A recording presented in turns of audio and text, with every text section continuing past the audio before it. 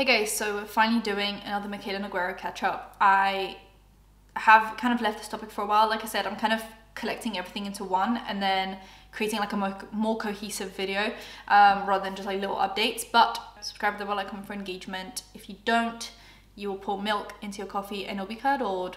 That will suck. That will suck for everyone. And you don't want that to happen to you. So just like and comment for engagement. So recently, I'm just gonna go through everything that I haven't covered, and that might seem like old info at first, but I'm just gonna go in chronological order. So fake accent video. Finally a video came out of her at her university, which is obviously when she's like an adult. Hi, it's Mikayla here, and I am standing in the Fisher Student Center, one of the best buildings on campus. I actually work here at the Information Center, so I'm sure you'll be seeing me around. Her accent is massively different, obviously. People are obviously talking about it, being like, see, we told you guys the accent's different, but it's like, we've already seen so much evidence that her accent changed. Like, do we need any more evidence? I understand that this is very important to be like, hey, she is lying. But like, we already have so many videos of her that she's posted herself of her accent being different. Like, this isn't really blowing my mind. I'm like, yeah, we know that her accent's different. And she actually responded to a comment asking if she was going to address this, and she said no. My washing machine is going off. So I guess we're not getting a response from Mikayla about her accent anymore. That's just kind of where she's leaving that. I think she's got more important things to address, honestly. But I would love for her to address the accent thing at some point and be like, yeah, I lie.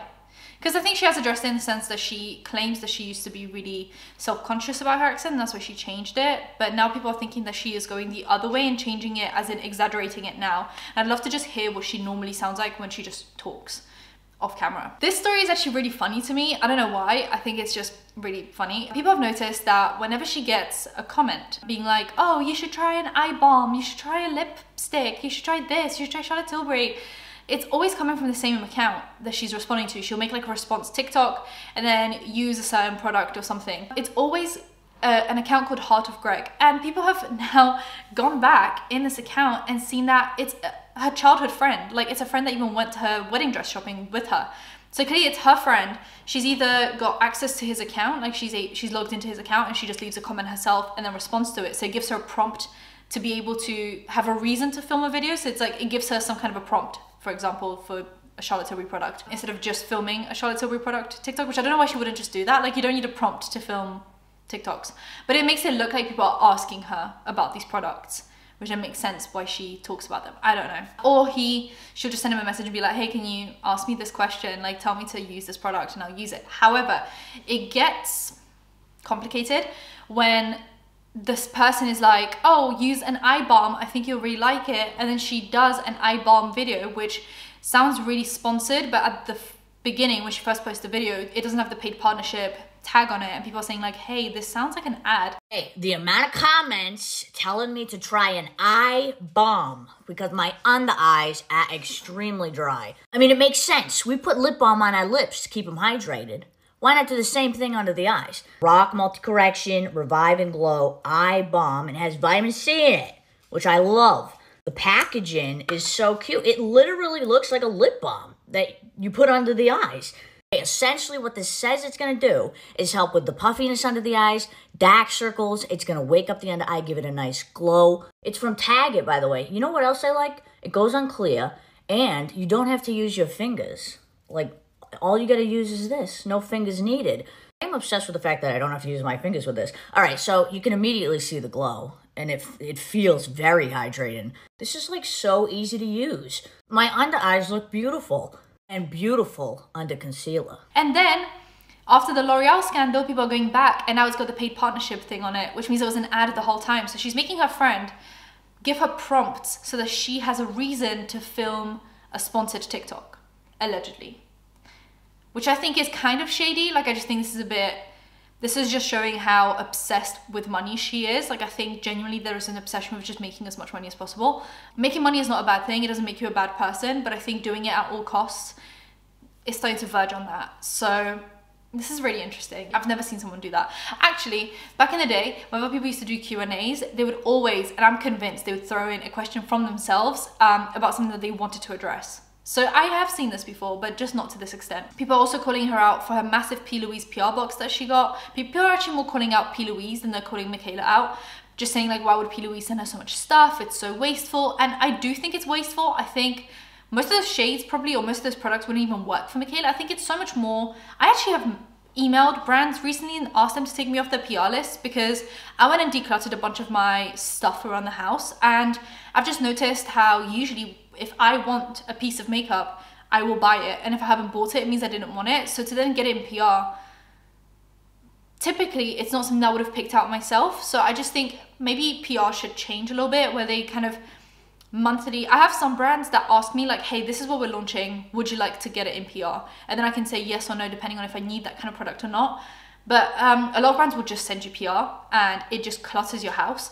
And I think all of those boxes of P. Louise makeup, how much of that is actually something that Mikayla wants to use, would have bought? I don't know, I think PR needs to be rethought a little bit. I also think when you send that much stuff, all of it's going to get attention for like the sheer amount that you sent.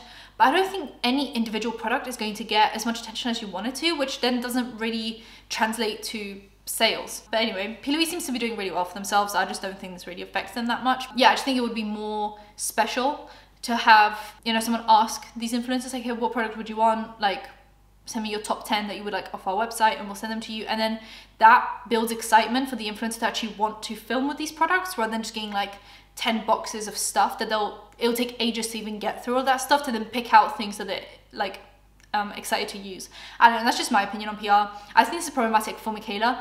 I don't think this is problematic for P. Louise. I understand why PR is sent. I understand why you would send PR to Mikayla versus someone with 2,000 followers, because obviously you want to sell as much as possible. So I understand all of that, and I think the criticism is unnecessary in this situation, but I just think it's more, I think we should criticize P. Louise for this, because it's just like a really wasteful way of advertising, when they could have just sent like a handful of hand-picked products for Mikayla specifically, rather than just like, here's everything of our website. She also did, allegedly, an undisclosed ad for Scrub Daddy on her Instagram stories.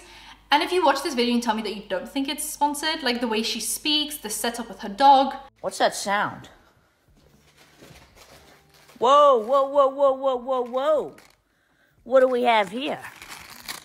Scrub Daddies? Where'd you get this? Seriously? I know you really want it, but you can't have it, my friend. You cannot. I saw that Scrub Daddy came out with this, and I needed it. It's so cool. You put your dish soap in here, and you can just squeeze it and scrub. I love it. Chorizo. And you know she's guilty. We just talked about this. You can't have this. Give it to me. This, I know it looks like a toy. Don't allow it. Don't. So, dish soap. I screwed it off and I'm gonna fill it up. Ooh, pretty. Like I said, money obsessed, allegedly. Also, Mikayla Nogueira has a friend called Glamzilla, who's another makeup influencer on the internet. And I want to film a whole separate video about Glamzilla because she irks me the same way that Mikayla irks me. And I think soon enough, she will get the same treatment as Mikayla, because people are starting to get sick of her. So I'm gonna kind of address all of that in a separate video. But she did do a TikTok asking if we trust TikTok influencers, and if not, why. And I think she expected like a wholesome little conversation, and she didn't expect people to call her out as well. People are calling her out for using filters, for being friends with Mikayla, through the L'Oreal situation. Even Manny MUA posted a response. Do you still trust TikTok beauty creators? I don't, actually. But let me explain why. Bitch, I've been waiting to talk about this one. Let me preface this with saying that this does not apply to everyone. And I follow so many people that I truly do believe and trust. And there's creators I follow who I don't trust. And I just enjoy their content, but I don't trust what they say. Reason number one, overly positive and overly dramatized reviews. If every single product you review is a 10 and it's life-changing and it's amazing and it's wonderful and it's gorgeous, side eye. I feel like you're just trying to get the brand's attention so that they can buy your video to use as promotion. TikTok is one of the only apps that you can literally have a video up and a brand can approach you and be like, hey, can we turn this into an ad? You can go into your back settings and turn your video, your genuine video, into a full-blown ad. How do I know that? Because brands have approached me with it before. So because of that feature, whenever I see someone overly dramatic about a review and obsessed with every single thing that they review, I'm like, is that really what it is? Or are you just trying to get the brand's attention so they buy your video? And you're embellishing your review on the off chance that you can get a check. Baby, some people have done it. Oh, don't think they haven't done it, because they absolutely have. So you're telling me that you're selling out for the off chance that you might get a check? Nah. Reason number two, sponsorship disclosures. I noticed a ton of creators not disclose their paid partnerships, and I'm not talking a link, okay? I'm not talking a storefront. I'm not talking that. I'm talking like a full-blown sponsored video. So usually when a campaign goes out, you'll notice several creators get the same sponsorship from the same brand. Your page might be flooded by beauty creators promoting this one product because they're sponsored to do so, and they usually are disclosing partner or hashtag ad, whatever it might be. I've seen creators on here post a review at the exact same time as when the campaign's going out of the product with talking points, but no disclosures. You're just making it look like it's a review, but no disclosures at all. You just so happen to have the product early and saying these talking points in your review at the same time as everyone else posting their sponsorship of the exact same product. I don't buy it. I don't buy it. I don't buy it. I have one more reason why I ran out of time, but that's just a few. Part 2 as to why I don't trust TikTok beauty creators. So as I said before, this does not apply to everyone. There's so many creators on here that I fuck with heavy, that I really do trust what they're saying. If you have no idea what I'm talking about, just watch the first part, it'll make a lot more sense. But the last reason, and probably the most like crucial for me as to why I don't trust TikTok beauty creators, I don't know them. And I don't mean that in a personal way, like I know them personally. I mean like I don't know anything about them. Think about it. Someone pops up on your FYP and they're reviewing a product and you know nothing about them, but you're supposed to trust the review that they're saying? Huh? The thoughts that go through my mind when I see that, I'm like, okay, cool. So are you a professional makeup artist? Have you freelanced before? Have you worked in cosmetic retail? Have you been reviewing for a long time? Like, what is it about you that makes me want to trust you? And 9 times out of 10 from that one little video on my FYP, I don't know any of that information. For me, I need time to trust people. TikTok is so relatively new that I haven't had enough time to build like these like trusting relationships with a ton of people. It'll come eventually, it just takes time. I also wanted to touch on the fact that in my first video, a lot of people commented like, oh, you did the same thing on YouTube back in the day. I'm so proud to say that I've always disclosed my partnerships and I've always disclosed my affiliations. I always let people know if I was even earning the commission of a product I was talking about that I really enjoyed. And like I said in my first video, like you can literally buy back a video that's already been posted on TikTok. You can't do that with YouTube. You can't just like buy it and share it to millions of people. Like brands can't do that on YouTube. I just want you guys to be smart consumers and really think before you spend. And this isn't some holier than thou situation either. Like this isn't like, trust me because you can't trust them. No, you guys don't have to trust me either. Like that's totally fine. These are just reasons as to why I personally am not as trusting as I have been in the past on different platforms. But yeah, that's it. And I thought he really well encapsulated why we don't believe TikTok influencers as a whole. And I actually thought what he said about adding the paid partnership in later when the brand actually pays you, because that doesn't really work on YouTube. You don't like retrospectively get paid for sponsored for content. Like if I say something nice about a brand, no one's gonna come to me and be like, oh, we'll pay you because you already talked about us. It'll just be like in the future. Whereas on TikTok, you film a positive TikTok, a brand will pay you to then turn that into an ad, which I didn't realize. But it makes sense. I'll see a TikTok about someone raving about a product, and then later down the line, a few weeks later, I'll scroll and there'll be like an ad on TikTok, that same content, which makes sense now because they probably then got paid for that. But obviously you wouldn't get that offer if you said anything negative, so then you have to rave about these products to even be offered this ad situation. So that makes sense. Someone actually stitched Glamzilla and said that they don't trust Glamzilla because she uses filters. Do you still trust TikTok beauty creators? No, and it's unfortunate to use one of her videos as an example. She's using a Buxom lip gloss and it's smooth texture, but once she goes over it, it's a glitch. It goes back and forth in the whole video. Yeah, I tend to not trust reviews where people use filters or like heavily filter their videos. Glamzilla then responds, is very angry, even though she was the one that asked the question, like, do you trust people, yes or no, and why? She got a response and she didn't like it. So then she's like, this weird girl called me out and I never use filters because I'm too pretty to use filters. This is a response video to Glamzilla calling me a weird girl on TikTok. Some weird girl on TikTok made a video about me saying I use filters in my videos. Because I made a video stating that I had seen a glitch in one of her videos from November. I'm gonna show you guys the video right here. Okay, let's see. Yeah, it definitely is matte and if you follow Glamzilla, she says that she never uses filters or editing. So you can see the glitch that I saw. I don't know if it was today or a couple days ago, but she made a video asking TikTokers if they still trust the beauty community within TikTok. She wanted to open up the discussion. She wanted us to stitch her video with why or why not, and I stitched with my reason. She then responded within my video in the comments saying to open up my stitches so she could respond.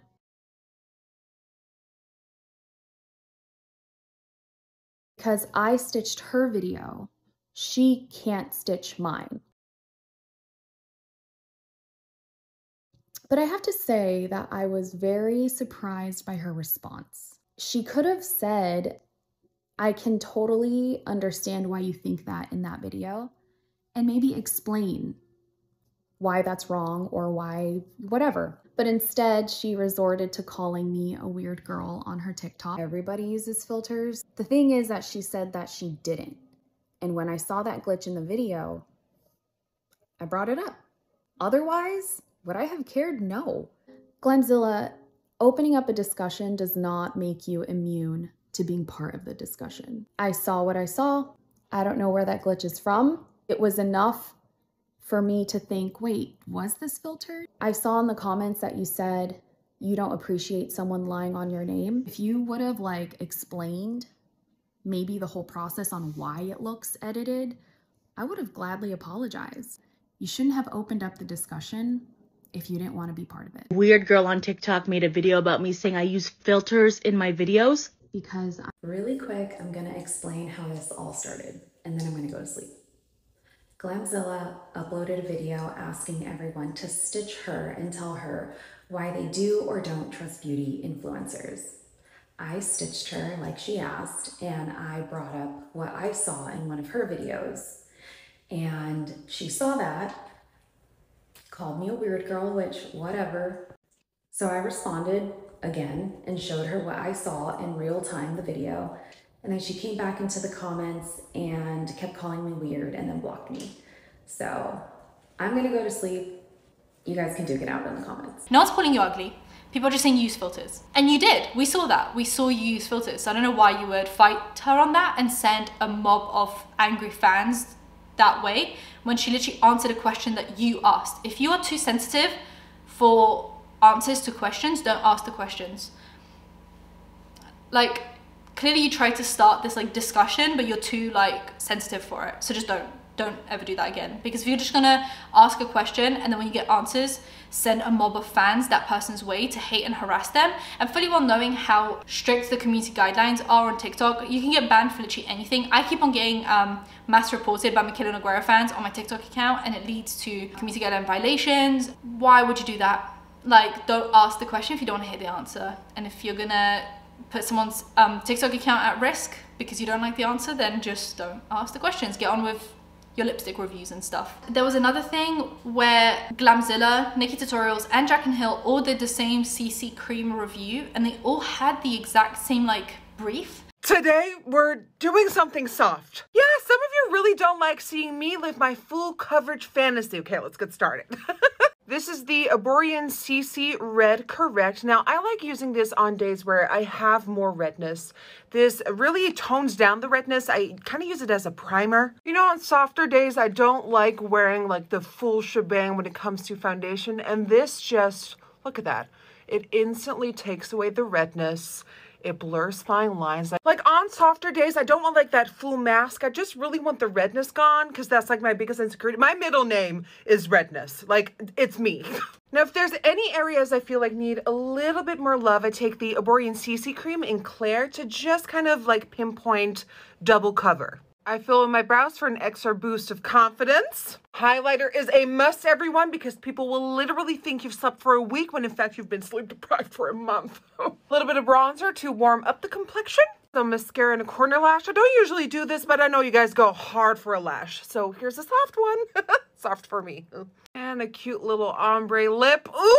I mean, who said you had to wear a lot of makeup to look like a 10? Obsessed. Let me be clear. If you love a lot of makeup, a 10. No makeup, a 10. Something right in between, a 10. Baby, I think you're a 10 always. I love ya. Today, I'm trying out a color changing CC cream. So it starts off white, and then I'm supposed to blend it like this. Okay. As you blend it in, it's supposed to adapt to your skin tone. And this is like the best-selling original that works. I'm not shocked. Why am I not shocked is because this is the original. It's not one of those gimmicky ones. Everybody was raving about this when I went to Europe, and everybody was telling me to buy it. And now that I have it, I understand why. It makes you look like you, just more illuminated and a lot more blurred. Okay, I'm about to put you on. It's by Herborian.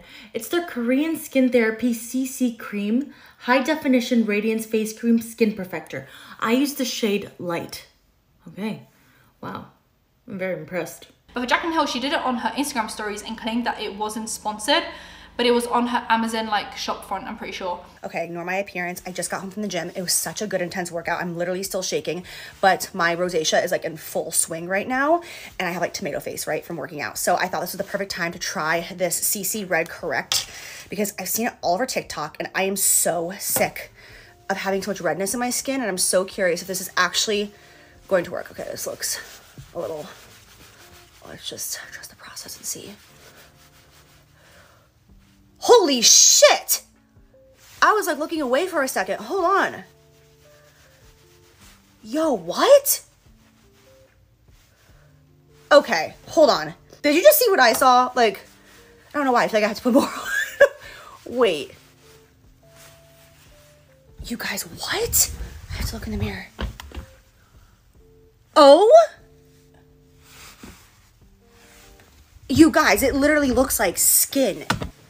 In person, it just literally looks like skin. I'm gonna wipe it off so that you can see what was underneath. Like, look at that. Oh. But her brief was exactly the same as Glamzilla's and Nikki Tutorials. Like, she talked in the same way, and if you put those videos side by side, it literally sounds like they're all reading from the same script. So I don't know if Jaclyn Hill maybe wants that company to reach out to her and pay her in the future. I don't know, but it sounds kind of like Manny Mui's theory of people following a script without actually getting the script for the chance of the brand offering them a brand deal, which is unheard of. Like, we've never done this before. And also recently, the Meredith Duxbury influencer gasp has been going crazy. The influencer gasp is when a beauty influencer will try something and then go, but with Meredith Duxbury, she was trying a Charlotte Tilbury blush. And bear in mind, I love those blushes. They're my favorite blush formula that's come out in the last year. I literally tried them on my second channel while I was doing a deep dive, and I loved it. You guys saw that I loved it. I've been using them since. So I get that the product is really nice, but she gasped before she even touched the product on her cheek. So she wouldn't have been able to know what she's gonna gasp about because it hadn't happened yet. So that makes it just all sound so fake. Can we talk about this for a second? Yes, we can. You guys have been begging me to try the red, so let's get into it. I heard this one is extremely pigmented. You guys know I like to do 3 dots, but I'm gonna start with 2. Why is this the most gorgeous color in the world? Okay, let's blend. Ooh, okay. Oh my God. I blended it with a brush this time, and the pigment, you guys, when I gasp about something, it's because I truly love it. It's not just the influencer reaction. Like, how can you not love something that looks like this? This is so gorgeous. You guys already probably know, but I didn't even say the name. This is the Pillow Talk Matte Beauty Blush Wand, and this is in the shade Pillow Talk Dream Pop. Let me finish my makeup. And it's really interesting to see all of these people being questioned now, because in the past, people just blindly believed everything that they said. And now there seems to be, after kind of the Mikayla L'Oreal situation, there seems to be more of a scrutiny and like looking into it. Oh, you're using filters, you're doing the influencer gasp, you're waiting for a paid partnership. Like, there's just a lot going on that people are now catching on to, which I think is really important. And it's really kind of similar to when people got called out for the Morphe affiliate links on YouTube a few years back. This is the same thing. And I think it's only going to get worse from here for them if they don't start being honest. So let me know what you guys think. Subscribe to the bell, comment for engagement, and I'll see you in my next one. Bye guys.